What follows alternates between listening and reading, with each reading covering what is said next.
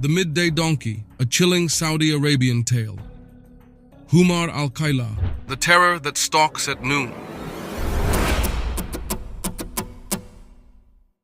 The heat of the desert sun.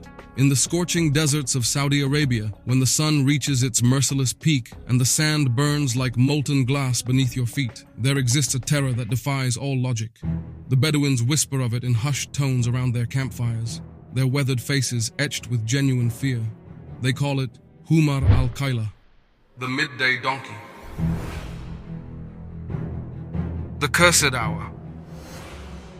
It was during the sacred hour of Qaylula, the midday rest when all sensible creatures seek shelter from the brutal desert heat, that Ahmed first encountered the creature. A seasoned trader who had crossed the Arabian Peninsula countless times, Ahmed thought he knew every danger the desert could offer.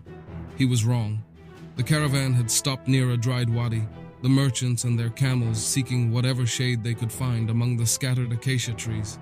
The heat shimmered off the sand in waves, creating an otherworldly mirage that danced on the horizon.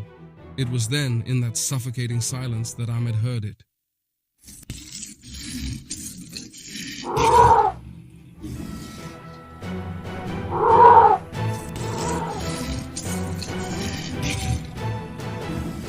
The sound was wrong, not the familiar bray of their pack animals, but something deeper, more haunting, as if the very desert itself was crying out in anguish.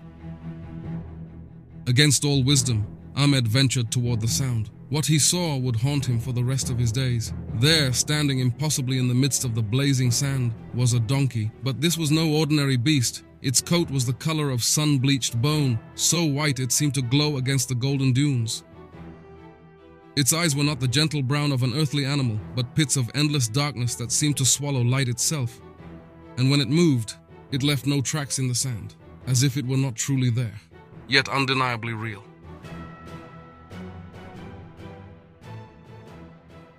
The creature fixed its terrible gaze upon Ahmed and began to move away, always staying just within sight, always beckoning him deeper into the wasteland. Against every instinct screaming in his mind, Ahmed found himself following. Step by step, the midday sun beating down like the hammer of judgment, he walked further from safety. The Humar Al-Qaylah would stop periodically, turning its nightmare head to ensure Ahmed was still following, its mouth opening in that bone-chilling bray that seemed to echo from the very bowels of the earth.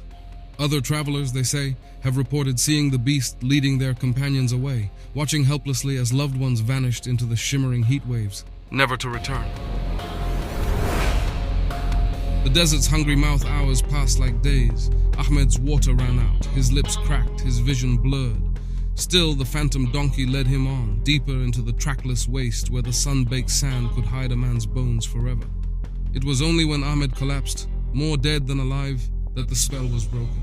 He was found 3 days later by a search party, half mad with thirst and babbling about the white donkey that had tried to steal his soul. The rescuers found him nearly 50 kilometers from the caravan route in a place so desolate that even the Bedouins feared to tread. The warning echoes. Still, the desert guides will tell you, if you ever hear the cry of a donkey during the midday heat, when the sun stands like a burning eye in the cloudless sky, do not investigate.